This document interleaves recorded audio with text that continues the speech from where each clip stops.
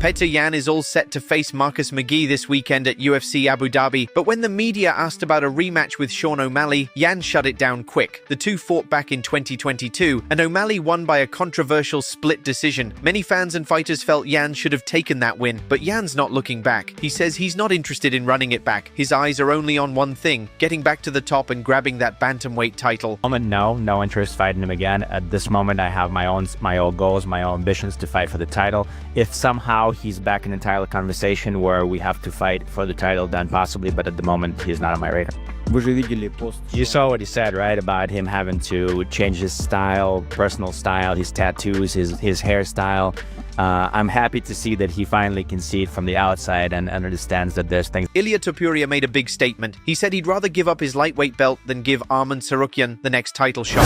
When you put so much effort in the game and you have a guy in front who you don't know that maybe he could pull out from the fight, that's not something good for us. It's not on my back, bro. I don't care. They're gonna give him a fight before the title shot because there is no way.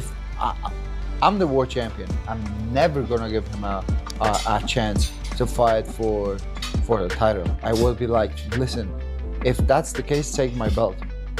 I don't. Arman clapped back on X. He wrote, "Imagine calling yourself a champion, but you're already looking for a way out. You can vacate it or I'll take it. Either way, it's mine. No holding back there." Meanwhile, Corey Sandhagen is preparing to face Merab Dvalishvili for the bantamweight title in the co-main event at UFC 320. And he dropped a new skit poking fun at all the fans doubting him before this big fight.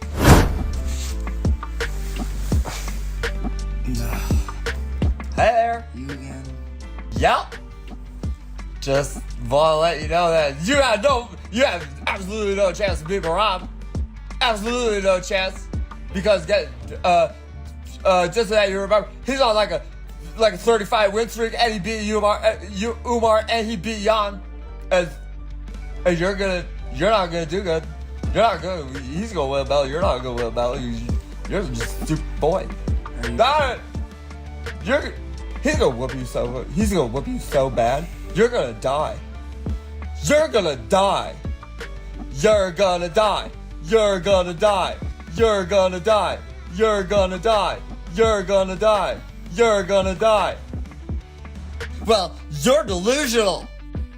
We're all delusional, okay? Just because you haven't worked hard at something and you don't need to believe in yourself doesn't mean that I can't, right? Delusional. Ah! Oh! Tony Ferguson and Salt Papi had their first face-off ahead of their boxing match coming up on August 30th. You could feel the tension.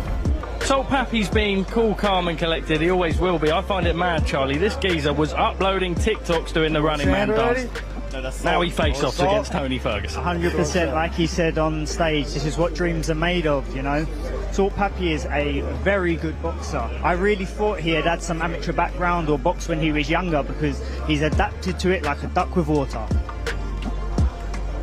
Well, there we are. What a fun. And things got intense when Darren Till and Luke Rockhold faced off. It got physical. Real heat between those two. Well, here we go. The main event. I was expecting that. I'm messing about straight to it. Straight to it. I think kind of after the press conference there, we expected that. Darren Till headbutting Luke Rockhold there. Mate, do you know They're what? trying to grapple. The neck's been caught. They want to give it to each other, but when all said and done is, at the end of this, these two personalities look like they could gel very well. And that's why we're going to see a massive fight with these two, because they both want to win that back. Styles make fights, and I think this one will be an absolute banger. Darren Till often getting in people's heads. I must say, Luke does look cool, calm and collected, Charlie. Yeah, he does, and he has looked at it since I've laid eyes on him here. He looks confident. He looks like he knows something that others may not know. And it's good to see Darren Till always getting under the skin, but look, he's standing there, he's cool, calm, he's smiling, and he's not letting it faze him, in my opinion. What a main event that's going to be! The Gorilla Darren Till against Luke Rockhold, two MMA legends. Robert Whittaker is headlining UFC Abu Dhabi this weekend against Rainier Derrida. Rob opened up about his submission loss to Khamzat, said he took time to reflect. But he's not done. He's still chasing that rematch with Dricus du Plessis, and he wants to finish his career on a high note, with the middleweight belt around his waist. Good. You know, I had to take a little bit of time to recover, spend some time with the family, worked on some other projects, and then just got back in the gym. Yeah, was asking for a fight much sooner, but it is what it is. The division was tied up. Then his name popped up. I saw the location. I love fighting here as well, so everything just fell into place.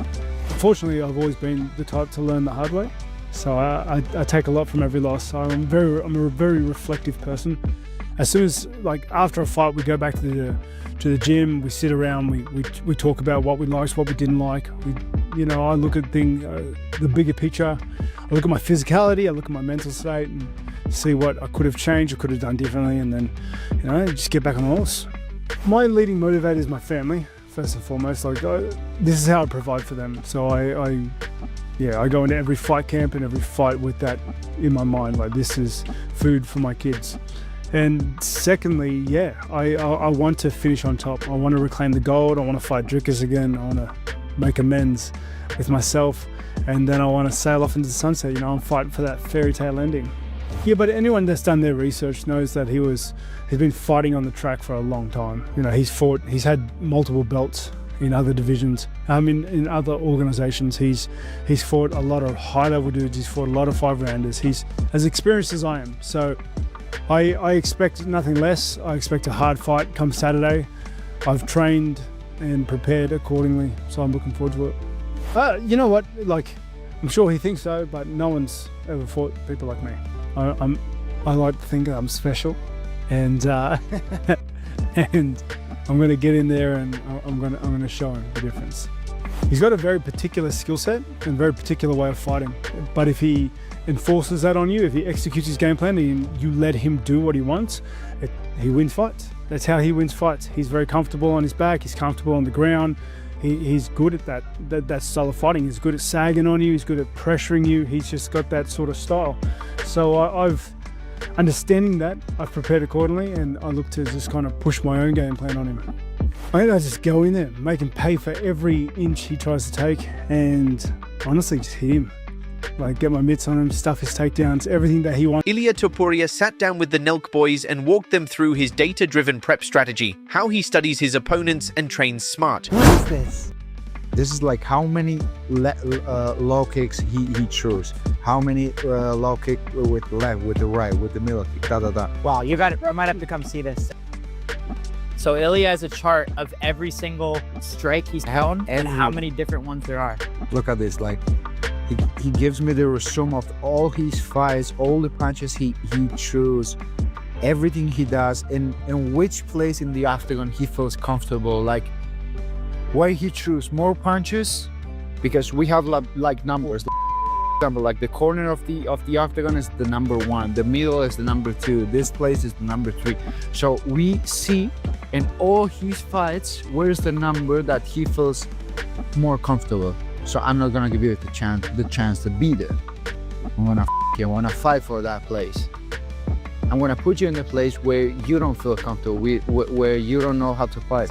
Analytically, if we go to the numbers, there is no ways that he can beat you. I don't think about like I'm fighting whoever, Charles. I think like we are the team of Charles, and we are analyzing that with all the abilities that Charles has, what we would do against Ilya. Yeah, exactly.